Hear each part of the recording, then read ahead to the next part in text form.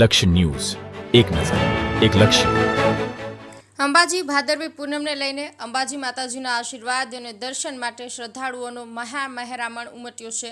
શ્રદ્ધા, ભક્તિ અને આસ્થાનું ત્રિવેણી સંગમ રૂપે પદયાત્રિકોએ અંબાજી માર્ગોને ધર્મમય બનાવી દીધા. મહેસાણાથી અંબાજી જતા માર્ગ પર રાજકોટથી નીકળેલા સંઘો ખાસ આકર્ષણનું કેન્દ્ર બન્યા હતા. આ સંઘને લોકોએ પદયાત્રા મહોત્સવનું નામ આપ્યું હતું.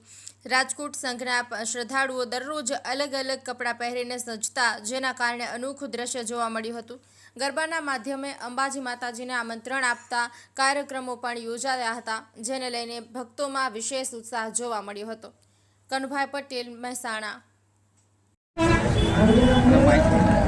જય અંબે. મારું નામ આરમી ગોઢિયાર છે. અમે લોકો રાજકોટથી આઈશ્રી અંબા ખોડિયાર મંદિરેથી તારીખ 25ના અમે નીકળ્યા હતા અને હવે અમે 5 તારીખે અંબાજી પહોંચશું. અને અમારો સંઘ બધાથી વિશેષ એટલા માટે કહે છે કે કારણ કે અમે લોકો જ્યારથી રાજકોટથી નીકળ્યા છીએ ત્યારથી દરરોજ હરરોજ અમે લોકો આવી રીતના અલગ અલગ શણગાર સજીને નીકળી છીએ. અમારો ધ્યેય પાછળનો એ જ છે કે શું કામે તો એટલા માટે કે આપણે જ્યારે આપણી ઘરે પ્રસંગ હોય છે તો આપણે લોકો કેમ સજી ધજીને તૈયાર થાય છે, પાર્લરમાં જાય છે, તે ગમે તે બી કરે છે. અને માતાજીના પ્રસંગમાં તમે વેસ્ટર્ન કપડાં પહેરીને આવો છો, ડ્રેસ પહેરીને આવો છો તો એ સારું ન લાગે.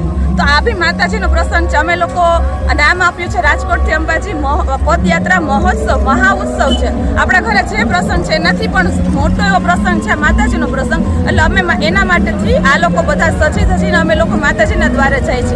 બેન, જે ગરબા લઈને જવામાં આવે છે એનું શું મહત્વ છે?